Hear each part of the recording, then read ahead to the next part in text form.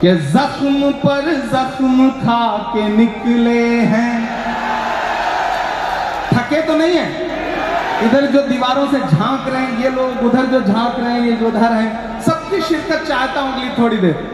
कि जख्म पर जख्म खा के निकले हैं, हाँ मगर मुस्कुरा के निकले हैं, हाँ मगर मुस्कुरा के निकले हैं। सर झुकाने का हुक्म जब आया, तैयार रहना, सर झुकाने का हुक्म जब आया और भी सर उठा के निकले हैं, नारे हक लगा के निकले हैं, नारे हक लगा के निकले हैं। जख्म पे जख्म खा के निकले हैं, हाँ मगर मुस्कुरा के निकले हैं। सर झुकाने का हुक्म जब आया और भी सर उठा के निकले हैं, नारे हक लगा के निकले हैं। कि जुल्म की रात से नहीं डरते,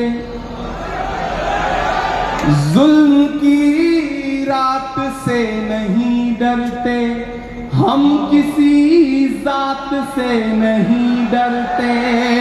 तुमको तारीख ये बता देगी, तुमको तारीख ये बता देगी, हम किसी बात से नहीं डरते, हम किसी बात से नहीं डरते। जुल्म के हाकिमों के चेहरे पर आईना हम दिखा के निकले हैं, नारे हक लगा के निकले हैं, नारे हक लगा के निकले हैं। बहुत शुक्रिया, बहुत मोहब्बतें। आज इस मुशायरे का जो सबसे बड़ा हासिल है वो ये है कि शायरी तो हुई, साथ साथ तालीम पर बहुत संजीदा गुफ्तगू भी हुई। मैं नदीम भाई का शुक्रिया अदा करूंगा कि निजामत के दौरान उन्होंने जो तालीम को लेकर के बात कही वो अपने आप में बहुत जरूरी है। और नदीम भाई आपका शुक्रिया, और प्यारे खान साहब और राजा साहब और पूरे ट्रस्ट के जो साथी, आप जो तालीम के लिए काम कर रहे हैं। किसी ने कहा है कि जब तक शेर अपनी कहानियां खुद लिखना नहीं सीखेंगे तब तक अपनी कहानियों में शिकारी खुद को महान बताते रहेंगे। तो पढ़ना तो पड़ेगा, बिना पढ़े कोई चारा नहीं है। 1956 में 35वें प्रेसिडेंट के तौर पर अमेरिका के राष्ट्रपति बनने से 4 साल पहले John F Kennedy Harvard university में स्टूडेंट से खिताब कर रहे थे, और खिताब करते हुए उन्होंने कहा था कि अगर कुछ शायरों को सियासत आती और सियासतदानों को शायरी समझ में आती तो ये दुनिया रहने के लिए और खूबसूरत हो सकती थी। मैं उसके बीच में पुल बनाने की कोशिश कर रहा हूं, और वहां जाकर भी जब मैं सियासत में आया तो लोगों ने कहा अब आवाज बंद हो जाएगी, अब चुप हो जाएगा, अब नहीं बोलेगा। लेकिन वसीम मलिक ने कहा है कि मैं इसलिए जिंदा हूं कि मैं बोल रहा हूं, दुनिया किसी गूंगे की कहानी नहीं लिखती। मैं एक मतला और 2 शेर पढ़ता हूं, जरूरी है इसलिए पढ़ दे रहा हूं।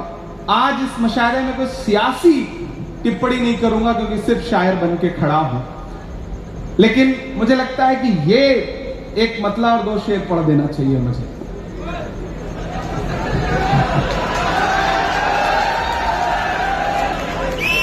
ये किसने कह दिया तुमसे कि बस पंचर बनाते हैं। कोई नाम नहीं, कोई इशारा नहीं, आप बहुत समझदार हैं, पढ़े लिखे लोग यहां बैठे हैं। कि ये किसने कह दिया तुमसे कि बस पंचर बनाते हैं। तैयार रहना अगले मिसरे पे। अपनी आंखों में कर्नल सोफिया कुरैशी को रखना, अपनी आंखों में ब्रिगेडियर उस्मान को रखना, बीर अब्दुल हमीद को रखना, अपनी आंखों में पहलगाम के अटैक के बाद पहली शहादत देने वाले झंटू अली शेख को रखना। ये तमाम चेहरे अपनी आंखों में रखना और इमरान के इन मिसरों को पूरे हिंदुस्तान में पहुंचाना कि ये किसने कह दिया तुमसे कि बस पंक्चर बनाते हैं, ये दिया तुमसे के बस पंक्चर बनाते हैं। वतन पे हंस के जो कट जाएं ऐसे सर बनाते हैं। वतन पे हंस के जो कट जाएं ऐसे सर बनाते हैं। वतन पे हंस के जो कट जाएं ऐसे सर बनाते हैं। फिर से पढ़ना, ये किसने कह दिया तुमसे के बस पंक्चर बनाते हैं। वतन पे हंस के जो कट जाएं ऐसे सर बनाते हैं। और बाबा ताजुद्दीन ट्रस्ट है, कई लोगों के आशियाने बना रहा है, कहीं बच्चों को पढ़ा रहा है।